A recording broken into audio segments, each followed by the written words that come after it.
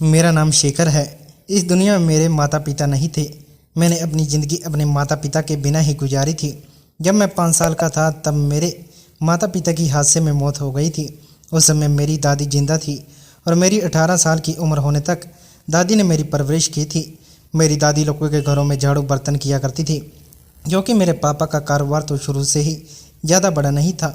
पहले तो कमाने वाले पापा थे, मगर पापा के मर जाने के बाद दादी पूरी तरह से अकेली रह गई थी और उन पर अपने पोते की भी जिम्मेदारी थी।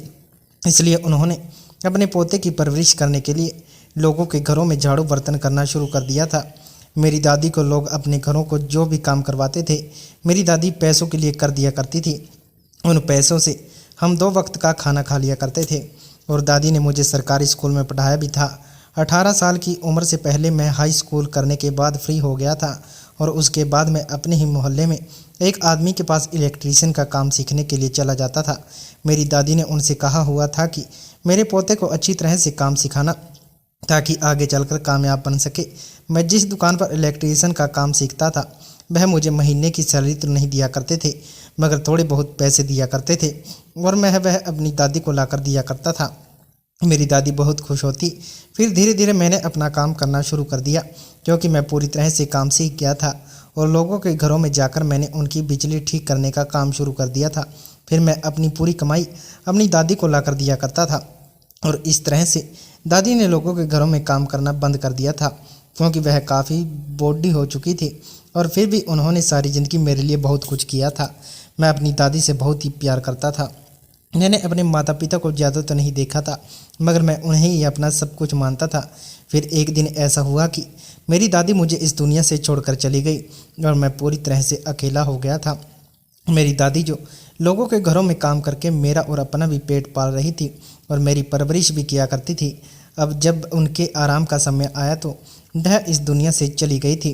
अब मैं इतना बड़ा हो गया था कि वह मेरे लिए लड़की तलाश करके मेरी शादी कर देती, मगर शायद उनके भाग्य में ऐसा नहीं लिखा था और अपने पोते की शादी वह अपने हाथों से नहीं कर सकी, बल्कि उसे अकेला छोड़कर चली गई। दादी के जाने के बाद मैं बहुत ज़्यादा उदास रहता था। मैं जिस जगह पर रहता था वह एक छोटा सा गांव था।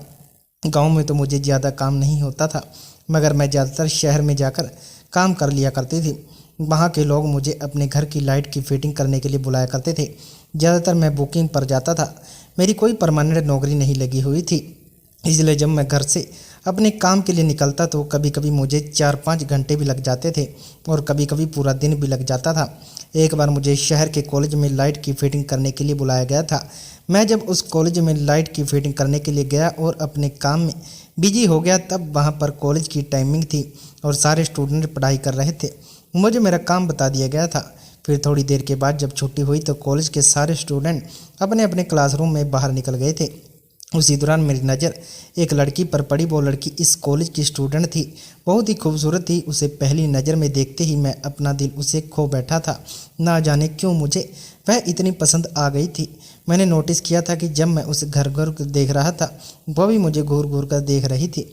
मैंने उसका प्यारा सा चेहरा देखकर जब उसे एक छोटी सी स्माइल पास की तो वो भी मुस्कुराने लगी थी। उस दिन तो कॉलेज का काम 4 घंटे करने पर भी ख़त्म नहीं हुआ था। फिर अगले दिन मैं वहाँ पर काम करने गया तो मैंने देखा कि वह लड़की दोबारा से मेरे सामने आ गई थी और मैं उससे बातें करने के लिए बेचैन हो रहा था।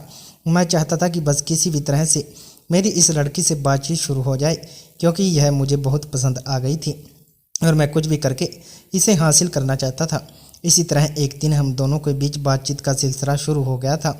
कॉलेज से तो मेरा काम ख़त्म हो गया था, मगर हम दोनों ने एक दूसरे का नंबर एक्सचेंज कर लिया था और हम दोनों एक दूसरे से फ़ोन पर बातें करने लगे थे। मुझे उसकी बातें बहुत पसंद आने लगी थी। वह अपने कॉलेज से एसएससी कर रही थी और उसका लास्ट ईयर चल रहा था। इस दौरान तो हमारी बातचीत खूब चलती रही थी और मैं भी बहाने बहाने से कॉलेज के बाहर जाकर खड़ा हो जाता था। उस लड़की के खातिर मैं रोज़ शहर जाया करता था। उससे बात करने से मेरा मन हल्का हो जाता था और मुझे ऐसा लगता था जैसे मेरा अकेलापन धीरे धीरे दूर होने लगा है। मैं उसकी मोहब्बत में खो चुका था। उसने मुझे अपने बारे में बताया था कि उसके पिता एक अमीर इंसान हैं, उसका घर भी बहुत बड़ा है और वह अपनी 2 भाइयों की इकलौती बहन है। उसके उसे बहुत प्यार करते हैं। घर में उसकी छोटी छोटी ख्वाहिशों का बहुत ध्यान रखा जाता था। मैंने उससे वादा किया था कि मैं भी इसी तरह तुम्हारी हर ख्वाहिश को पूरा करूँगा। मैं तुम्हारे पिता की तरह अमीर इंसान तो नहीं, मगर कोशिश यही करूँगा कि मेरी वजह से तुम्हें कभी किसी परेशानी का सामना न करना पड़े और हमेशा तुम्हारी हर ज़रूरत पूरी हो। मेरी बात सुनकर वह हंसने लगती थी।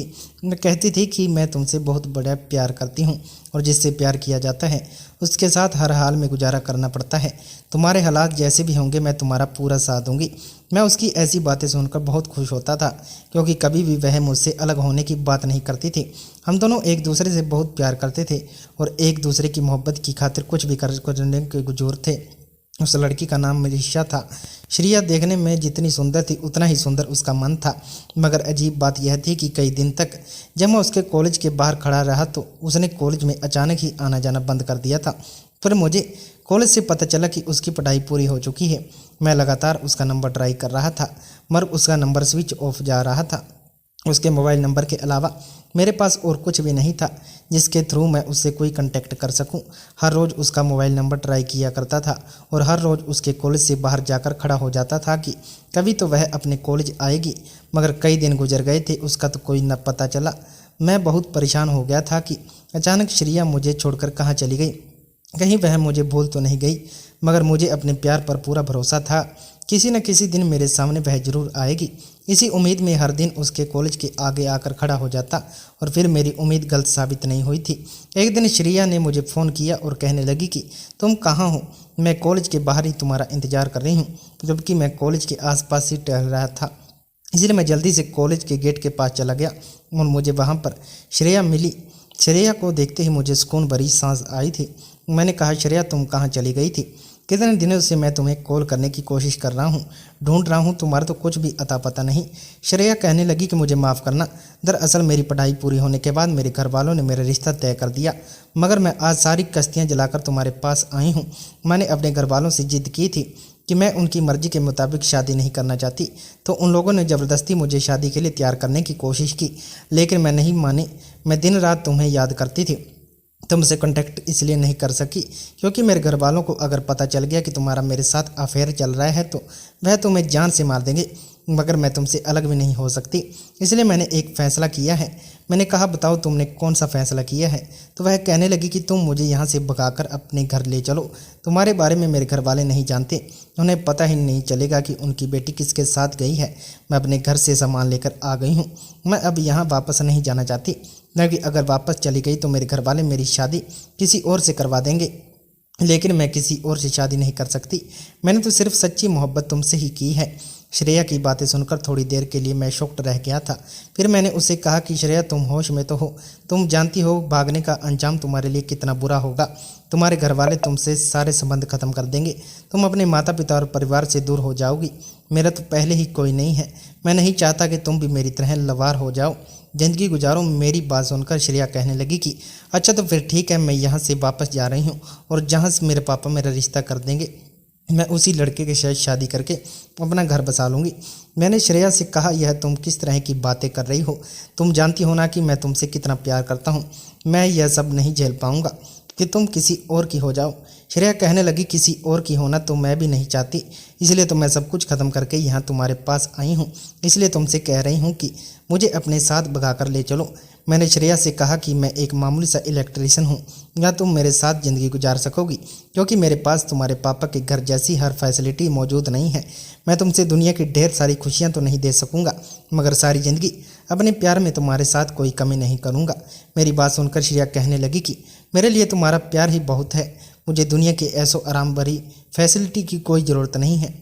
मैं सिर्फ तुम्हारे साथ रहना चाहती हूँ और तुम्हें ही अपना बनाना चाहती हूँ। श्रेया की बात सुनकर मुझे एक ज़ोरदार झटका लगा था और आज पहली बार मुझे एहसास हुआ था कि इस दुनिया में मेरी दादी के अलावा भी मेरा कोई अपना है। श्रेया को लेकर मैं अपने एक दोस्त के घर आ गया था। वहाँ पर हम दोनों ने वकील को बुलाकर सारी फॉर्मेलिटी पूरी कर हम दोनों ने शादी कर ली थी। हम दोनों की शादी मेरे दोस्त ने मेरी बहुत ही मदद की। उसके बाद मैं श्रेया को लेकर अपने घर गाँव आ गया था। यहाँ पर मैंने उसे अपना घर दिखाया। मेरा छोटा सा घर था जिसमें सिर्फ मामूली सा सामान पड़ा हुआ था। मेरे घर को देखकर श्रेया बहुत खुश हुई थी। उसने कहा था कि तुम फिक्र मत करो, मैं इस छोटे से घर को स्वर्ग बना दूंगी। हम दोनों इस घर में बहुत खुशी खुशी रहेंगे। श्रेया से शादी करने के बाद मैं बहुत खुश था। मुझे ऐसा लगता था जैसे मुझे ज़िंदगी की सबसे बड़ी खुशी मिल गई। वह दिन मेरी ज़िंदगी का सबसे खूबसूरत दिन था जब श्रेया दुल्हन बनकर मेरे घर पर आई थी। वह मेरी पत्नी बन चुकी थी और मेरी ज़िंदगी में आकर उसने मेरी ज़िंदगी को रंगीन बना दिया था। हमारी शादी को पूरे 9 महीने हो गए थे। श्रेया एक बड़े बाप की बेटी थी। मेरे घर में उसने अपने आप को एडजस्ट करके रखा हुआ था। मेरा छोटा सा घर और कुछ मामूली सी चीज़ों से ही वह अपना गुजारा किया करती थी। मेरे महीने की सैलरी बहुत मामूली सी होती थी, मगर उसने कभी मुझसे इस बात की शिकायत नहीं की, क्योंकि मेरे घर में आने के बाद उसका कभी कोई शौक़ पूरा नहीं हुआ था। मगर फिर भी वह खुशी खुशी मेरे साथ ज़िंदगी गुजार रही थी।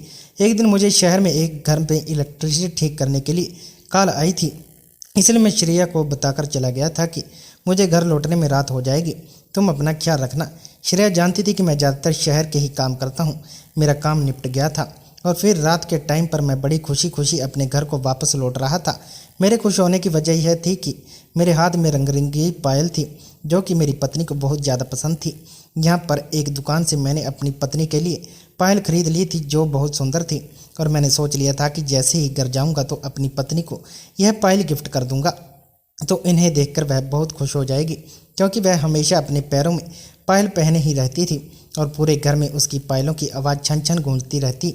जैसे ही बस गांव की तरफ बस स्टॉप पर रुकी और कंडक्टर ने आवाज़ लगाई तो मैं फ़ौरन नीचे उतर आया और बड़े बड़े कदम उठाता हुआ गांव के अंदर जाने वाले रास्ते की तरफ बढ़ गया था।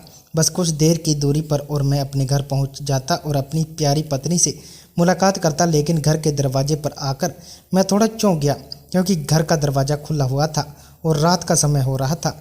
ज़्यादातर मेरे घर का दरवाज़ा बंद ही रहता था। मेरी पत्नी को कहीं भी आने जाने की आदत नहीं थी, वह हमेशा घर पर रहती थी, लेकिन आज रात के समय घर का दरवाज़ा खुला देखकर मैं अचानक चौंक गया था। मैं समझ गया था कि जरूर कोई न कोई गड़बड़ है। मैं इसलिए परेशान होता हुआ दरवाज़ा खुला छोड़कर घर के अंदर आ गया। मैंने घर के अंदर चारों तरफ देखा तो मेरी पत्नी मुझे कहीं भी दिखाई नहीं दी और मैं अपने कमरे में चला गया, क्योंकि मुझे वहीं से खट्टर पट्टर की आवाज़ आ रही थी। और जब मैं वहां पर पहुंचा तो मेरी पत्नी कमरे के अंदर कुछ कर रही थी और मुझे कमरे के अंदर देखकर वह अचानक चौंक गई। कहने लगी, अरे आप आ गए, आपने तो पूरी रात को 9 बजे तक आने के लिए कहा था, मगर अभी तो 8 बज रहे हैं। मैंने उसे कहा कि हाँ, काम जल्दी ख़त्म हो गया था तो मैं शहर से जल्दी ही घर आने के लिए निकल गया था। यह कहते हुए मेरी नज़र मेरे कमरे में रखी हुई टेबल पर पड़ी, जिस पर एक घड़ी रखी हुई थी। मैं धीरे धीरे इस घड़ी के करीब गया, लेकिन जैसे ही मैंने अपनी नज़र पत्नी के ऊपर डाली तो उसके चेहरे पर पसीना आ रहा था। मैंने वह घड़ी अपने हाथ में ले ली। यह घड़ी मेरी तो नहीं थी और फिर इस घड़ी की कंडीशन देखकर भी लग रहा था कि यह घड़ी कहीं ना कहीं मेरी नहीं हो सकती। मैं तो एक मामूली सा इंसान था जो थोड़े से पैसे कमाकर अपने घर का गुजारा किया करता था, मगर इस घड़ी को देखकर लगता था कि यह घड़ी किसी अमीर इंसान की है, क्योंकि यह ब्रांडेड घड़ी तो और इसकी कीमत बहुत ज़्यादा थी। मैंने अपनी पत्नी से चौंक हुए कहा, यह घड़ी कहाँ से लाई हो और किसकी है? यह मेरी बात सुनकर मेरी पत्नी कहने लगी कि पड़ोस वाली एक औरत हमारे यहाँ आई थी, उसके पति की है। वह कह रही थी कि तुम्हारे पति इलेक्ट्रीशियन हैं, मेरे पति की घड़ी खराब हो गई है, क्या इसे सही कर सकते हैं? मैंने उनसे कहा था कि आप घर पर नहीं हैं तो आप इस घड़ी को यहाँ पर छोड़ जाओ, जब मेरे पति आएंगे तो मैं उनसे पूछ लूँगी वह इस घड़ी को ठीक कर सकते हैं या नहीं। मैंने अपनी पत्नी से कहा कि मैं इलेक्ट्रीशियन हूँ, कोई इंजीनियर नहीं जो इस घड़ी को ठीक कर दूंगा। मैंने अपनी पत्नी से कहा था कि कल तुम उनको यह घड़ी वापस कर देना। मेरी बात सुनकर जल्दी से श्रेया ने घड़ी मेरे हाथ से छीन ली, मगर इस दौरान श्रेया की हालत बड़ी बदली बदली सी लग रही थी। ना जाने क्यों मुझे ऐसा लग रहा था कि श्रेया मुझसे झूठ बोल रही है, क्योंकि जैसे एक्सप्रेशन उसके चेहरे पर आज थे ऐसे एक्सप्रेशन मैंने उसके चेहरे पर कभी नहीं देखे। मेरी पत्नी पीछे अलमारी की तरफ मुड़ी और उसने मुझे कुछ पैसे लाकर दिए। मैंने कहा, यह पैसे किस लिए हैं? तो वह कहने लगी कि जब मैं छोटी थी मेरे पापा टेलर थे और मैं उनके पास बैठ जब उनको कपड़े सिलते हुए देखती थी तो मुझे भी कपड़े सिलने का शौक़ आता था, इसलिए मेरे पापा ने बचपन में मुझे सिलाई सिखा दी थी। फिर एक मामूली से टेलर से मेरे पापा एक बड़े दुकानदार बन गए थे। मेरे पापा का कपड़े का कारोबार है, बस मुझे इसी तरह से कपड़ों की सिलाई करनी आ जाए। आज मोहल्ले की जो औरतें आपस में घड़ी सिलवाने के लिए आई थी, उसी ने कहा था कि मुझे कपड़े सिलवाने की बहुत परेशानी हो रही है, इसलिए मैंने उनसे कहा कि मुझसे कपड़े सिलवाने आ तो मुझे कपड़े दे सकती हो, शाम तक तुम्हारे कपड़े सील कर दूंगी, तुम्हें वापस कर दूंगी। मैंने उसे कपड़े वापस दिए और वह मुझे उनके बदले यह पैसे दे गई। जब आप कमरे में अंदर आए तो वह वहीं सब कुछ समेट रही थी। अब भी पत्नी की बात सुनकर मैं हैरान रह गया था। क्योंकि वह रकम तो बहुत ज़्यादा थी और सिर्फ कपड़े सिलने से इतने ज़्यादा पैसे नहीं कमा जा सकते। यह बात एक तरफ से ठीक थी कि मेरी पत्नी कपड़े भी सिल सकती है, क्योंकि इस घर में मेरी दादी की पुरानी सिलाई मशीन रखी हुई थी कि उसने उसी सिलाई मशीन से कपड़े सिल लिए हों। मगर इतने ढेर सारे पैसे देखकर मुझे कुछ गड़बड़ का एहसास हो रहा था। मैंने पैसे पकड़ लिए थे और अपनी पत्नी से कोई सवाल जवाब नहीं किया था, क्योंकि मैं उससे मोहब्बत करता हूँ। ऐसे में अगर उससे कोई सवाल करता तो शायद वह यह समझती कि मैं उस पर शक कर रहा हूँ, इसलिए मैं चुप हो गया था। लेकिन मेरे दिल में अजीब सा शक पलने लगा था। क्या यह सच था कि मेरी पत्नी ने उस औरत के कपड़े सिल लिए थे, या फिर मेरी पत्नी झूठ बोल रही थी? और अगर मेरी पत्नी ने उसके कपड़े सिल दिए थे तो फिर वो इतने ढेर सारे पैसे मेरी पत्नी को क्यों देकर गई थी?